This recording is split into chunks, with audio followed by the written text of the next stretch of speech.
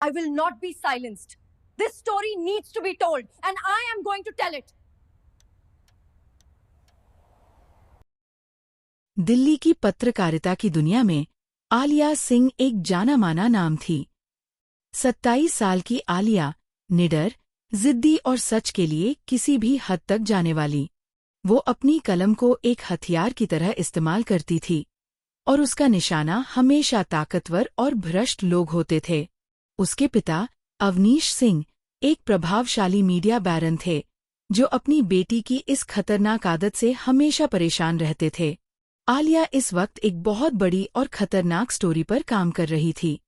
एक ऐसा पर्दाफाश जो देश के रक्षा सौदों में हुए एक बहुत बड़े घोटाले को सामने ला सकता था, जिसमें कुछ बेहद ताकतवर नेता और हथियार डीलर शामिल थे। उसे धमकियां मिल रही थीं, उसका पीछा किया जा रहा था, लेकिन आलिया को इन सब से फर्क नहीं पड़ता था।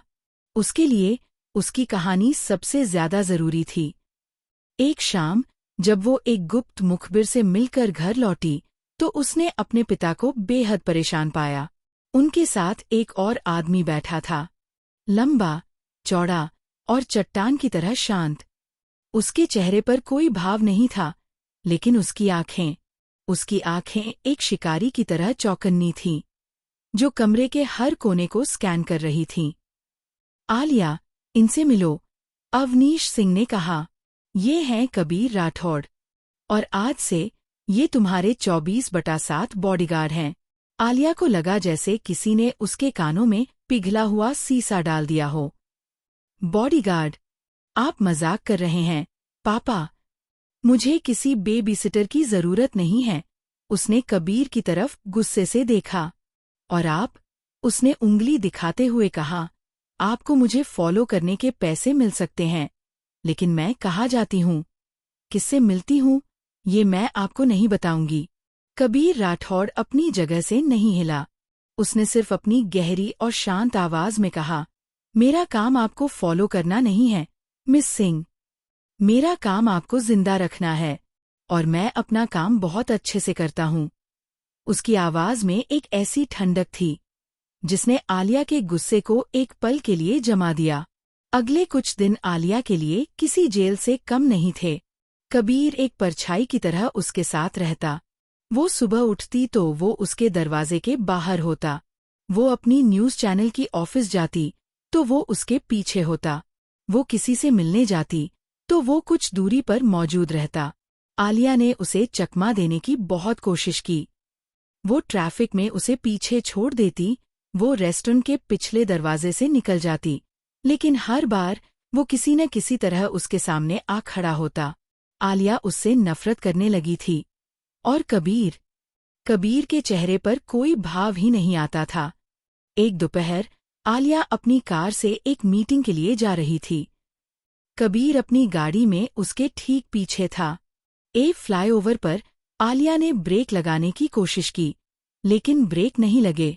उसकी कार की रफ्तार बढ़ती जा रही थी और वो बेतहाशा ट्रैफिक के बीच फंस गई थी। उसके हाथ पैर ठंडे पड़ गए। तभी उसने देखा कि कबीर की गाड़ी उसकी कार के समानांतर आ गई है। वो उसे कुछ इशारा कर रहा था।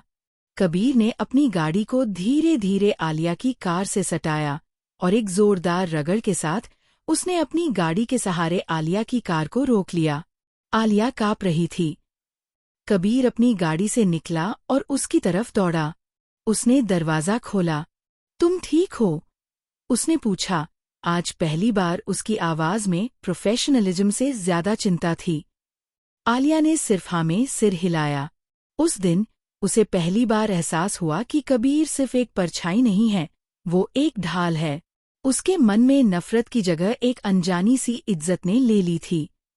अब वो उससे लड़ती नहीं थी, लेकिन उसे जानने की कोशिश करती थी। तुम हमेशा इतने चुप क्यों रहते हो? वो पूछती। एक बॉडीगार्ड को कम बोलना और ज्यादा सुनना चाहिए, वो जवाब देता। तुमने ये काम क्यों चुना? शायद इस काम ने मुझे चुना। उसके जवाब हमेशा छोटे और रहस्यमयी होते थे, लेकिन आलिया को अब उसकी खामोशी में भी बहुत कुछ सुनाई देने लगा था। उसने देखा कि रात में कभी कभी वो नींद में चौंक कर उठ जाता है, उसने उसकी बाह पर एक पुराना टैटू देखा जो शायद किसी फौजी यूनिट का था। उसे एहसास हुआ कि इस शांत चट्टान के नीचे एक गहरा, दर्द भरा समंदर छुपा है। खतरा बढ़ता जा रहा था। एक शाम जब आलिया चांदनी चौक की एक तंग गली में किसी शोर से कागजात ले रही थी, तो उन पर हमला हो गया। 2 नकाबपोश लोगों ने उस पर चाकू से वार करने की कोशिश की। इससे पहले कि आलिया कुछ समझ पाती, कबीर हवा के एक झोंके की तरह उनके बीच आ गया। अगले कुछ पलों में जो हुआ वो आलिया ने सिर्फ फिल्मों में देखा था। कबीर ने बिना कोई आवाज किए बड़ी ही बेरहमी और कुशलता से उन दोनों हमलावरों को ढेर कर दिया। उसने आलिया को अपनी बाहों में लिया और उसे अपनी जैकेट से ढककर वहां से सुरक्षित बाहर निकाल लाया। गाड़ी में बैठते हुए आलिया का दिल जोरों से धड़क रहा था, लेकिन डर की वजह से नहीं। आज उसने कबीर की आंखों में कुछ और देखा था, एक वशीपन और अपने लिए एक गहरी, लगभग जुनूनी परवाह। उसे आज तक किसी के साथ इतना सुरक्षित महसूस नहीं हुआ था। तुम ठीक हो? उसने पूछा, ये जानते हुए कि सवाल बेमानी है। कबीर ने सिर्फ उसकी तरफ देखा। उसकी आंखों में एक अजीब सी आग थी। जब तक मैं हूं, तुम्हें कुछ नहीं होगा, उसने कहा। और ये सिर्फ एक वादा नहीं था, ये एक कसम थी। उस रात के बाद उनके बीच की खामोशी भी बातें करने लगी थी। दोनों जानते थे कि उनके बीच एक लकीर है, एक क्लाइंट और एक बॉडीगार्ड की, जिसे वे पार नहीं कर सकते। लेकिन दोनों ये भी जानते थे कि उनके दिल उस लकीर को मानने के लिए तैयार नहीं थे। कुछ दिनों बाद आलिया को उसके सबसे बड़े सोर्स से एक टिप मिली। हथियारों के सौदागर राणा आज रात शहर के बाहर एक पुराने किले में एक सीक्रेट मीटिंग करने वाला था। ये आलिया के लिए सबसे बड़ा मौका था। अगर वो वहां पहुंच गई तो वो राणा को रंगे हाथों पकड़ सकती थी। उसने ये बात कबीर को नहीं बताई। वो जानती थी कि वो उसे कभी नहीं जाने देगा। उसने एक प्लान बनाया। उसने कबीर को चकमा दिया और अपनी एक दोस्त की गाड़ी लेकर उस किले की तरफ निकल गई। जब कबीर को एहसास हुआ कि आलिया गायब है और उसका फोन भी बंद है, तो उसके पैरों तले जमीन खिसक गई। उसे उस किले के बारे में पता था। उसे पता था कि वो एक जाल है। वो जानता था कि आलिया अपनी जिंदगी के सबसे बड़े खतरे की तरफ बढ़ रही है। वो अपनी गाड़ी में कूदा और हवा से बातें करता हुआ उस किले की तरफ भागा। उसका दिल किसी अनहोनी की आशंका से बैठा जा रहा था। उधर आलिया जब उस वीरान किले में पहुंची तो उसे अपनी गलती का एहसास हुआ। वहां कोई मीटिंग नहीं हो रही थी। वो एक जाल था। राणा अपने आदमियों के साथ वहां मौजूद था और उसकी आंखों में एक शैतानी मुस्कान थी। स्वागत है, मिस आलिया सिंह, उसने कहा। हम आपका ही इंतजार कर रहे थे। आलिया का दिल डूब गया। उसे एहसास हुआ कि आज उसे बचाने के लिए कबीर उसके पास नहीं है। उसने अपनी जिंदगी की सबसे बड़ी गलती कर दी थी। किले का अंधेरा आलिया को निगलने के लिए तैयार था। राणा के आदमी धीरे धीरे उसकी तरफ बढ़ रहे थे। आलिया का दिमाग तेजी से काम कर रहा था। वो भागने का रास्ता ढूंढ रही थी, लेकिन चारों तरफ से वो घिर चुकी थी। तुम्हारी हिम्मत कैसे हुई मेरे खिलाफ लिखने की? राणा गरजा। आज तुम्हारी कहानी का आखिरी चैप्टर लिखा जाएगा। जैसे ही एक आदमी ने आलिया को पकड़ने के लिए हाथ बढ़ाया, किले के टूटे हुए दरवाजे पर एक परछाई उभरी। कबीर। उसकी सांसें तेज चल रही थीं, लेकिन उसकी आंखें बर्फीली थीं। उनमें एक ऐसी वहशत थी जिसे देखकर राणा के आदमी भी एक पल के लिए ठिठक गए। उसे छोड़ दो, कबीर की आवाज अंधेरे में गूंजी। वो शांत थी, लेकिन उसमें एक तूफान से पहले की खामोशी थी। राणा हंसा। आ गया बॉडीगार्ड। मैंने सोचा था तुम अपनी मालकिन से ज्यादा समझदार होगे। मार डालो इन दोनों को। और फिर वो लड़ाई शुरू हुई जो आलिया कभी नहीं भूल सकती थी।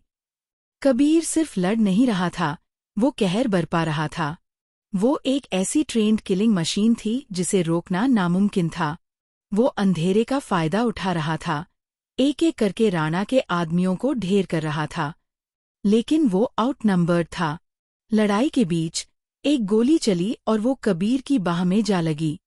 वो दर्द से कराह उठा, लेकिन रुका नहीं। उसने आलिया को अपनी ढाल बना लिया और उसे खींचकर किले के एक पुराने तहखाने में ले गया।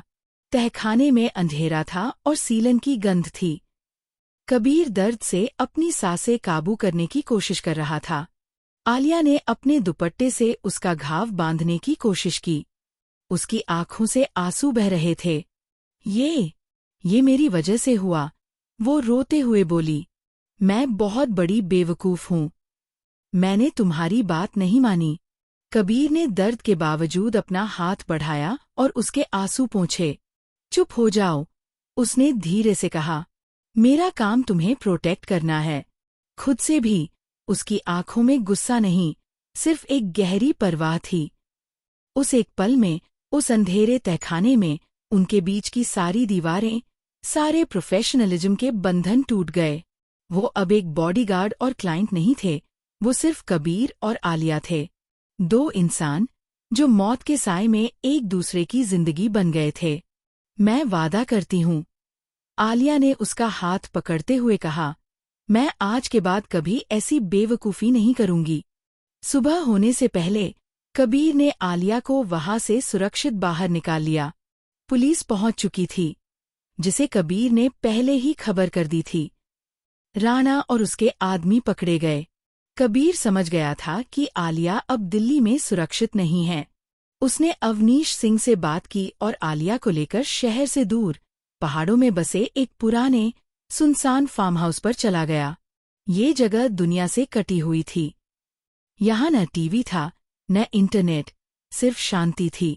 और वो दोनों थे। उन पहाड़ों की खामोशी ने कबीर के अंदर के शोर को बाहर आने का मौका दिया। पहली बार उसने आलिया को अपने अतीत के बारे में बताया। उसने बताया कि वो इंडियन आर्मी की स्पेशल फोर्सेज में था। उसने एक मिशन के बारे में बताया जो उसकी गलती की वजह से फेल हो गया था और जिसमें उसने अपने सबसे अच्छे दोस्त को खो दिया था। उस दिन के बाद उसने फौज छोड़ दी थी। वो आज भी उस अपराध बोध के साथ जी रहा था। आलिया खामोशी से उसकी कहानी सुनती रही।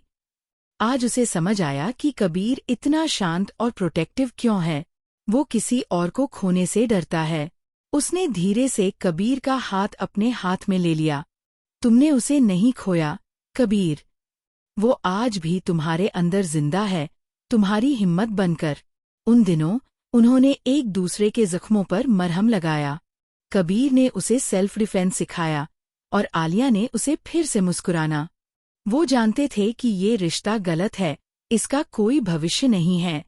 एक दिन ये खतरा खत्म हो जाएगा और कबीर अपनी राह चला जाएगा। लेकिन उनके दिल ये मानने को तैयार नहीं थे। एक रात जब बाहर ठंडी हवा चल रही थी और आग के पास वे दोनों बैठे थे, कबीर ने उसकी आंखों में देखते हुए कहा, जब मैंने ये जॉब ली थी तो ये मेरे लिए सिर्फ एक असाइनमेंट था, एक मौका अपने अतीत की गलती को सुधारने का।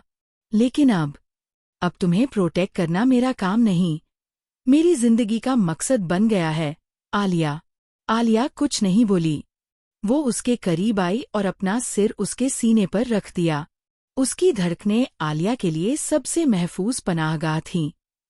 उन्होंने कुछ नहीं कहा, लेकिन उनकी खामोशी ने सब कुछ कह दिया था। लेकिन खतरा अभी टला नहीं था। राणा का नेटवर्क बहुत बड़ा था। उन्हें उस फार्म हाउस का पता चल गया।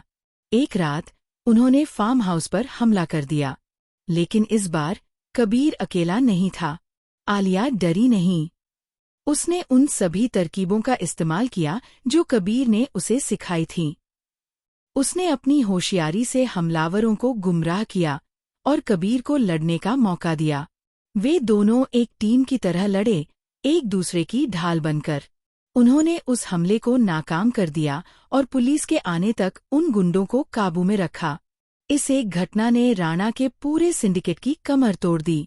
अब खतरा पूरी तरह से खत्म हो चुका था। आलिया की स्टोरी देश की सबसे बड़ी खबर बन गई थी। वो एक हीरो बन गई थी। और कबीर का काम अब खत्म हो गया था। जिस दिन उन्हें वापस दिल्ली लौटना था, फार्म हाउस में एक अजीब सी खामोशी थी। कबीर अपना बैग पैक कर रहा था। उसका चेहरा फिर से भावहीन हो गया था। आलिया का दिल बैठा जा रहा था। तो, अब तुम चले जाओगे? उसने पूछा। हाँ, कबीर ने बिना उसकी तरफ देखे कहा। मिशन पूरा हो गया। और हमारा क्या? कबीर। कबीर रुका। उसने पलटकर आलिया को देखा। मेरा काम तुम्हें खतरों से बचाना था, आलिया। तुम्हारी दुनिया बहुत बड़ी है, और मेरी दुनिया में तुम्हारे लिए कोई जगह नहीं है। ये कहकर वो दरवाजे की तरफ बढ़ा। आलिया की आंखों से आंसू बह रहे थे। मुझे अब किसी बॉडीगार्ड की जरूरत नहीं है, कबीर। वो चिल्लाई। मुझे तुम्हारी जरूरत है। मुझे खतरों से डर नहीं लगता। मुझे तुम्हारे बिना जिंदगी गुजारने से डर लगता है। कबीर दरवाजे पर ही रुक गया। उसके कंधे कांप रहे थे। वो पलटा, और आज सालों बाद उसकी आंखों में आंसू थे। उसने अपने अतीत के बोझ को, अपने अपराध बोध को हमेशा के लिए पीछे छोड़ दिया। वो आलिया की तरफ बढ़ा और उसे अपनी बाहों में भर लिया। मैं भी तुम्हारे बिना नहीं जी सकता, आलिया। जब वे दिल्ली लौटे तो वो एक बॉडीगार्ड और एक जर्नलिस्ट नहीं थे। वो दो हमसफर थे, जिन्होंने एक दूसरे को सिर्फ खतरों से नहीं, बल्कि अपने अतीत और अपने अकेलेपन से भी बचाया था। उनकी कहानी एक मिशन से शुरू हुई थी, लेकिन वो एक ऐसी मोहब्बत में बदल गई थी, जो किसी भी खतरे से ज्यादा ताकतवर थी।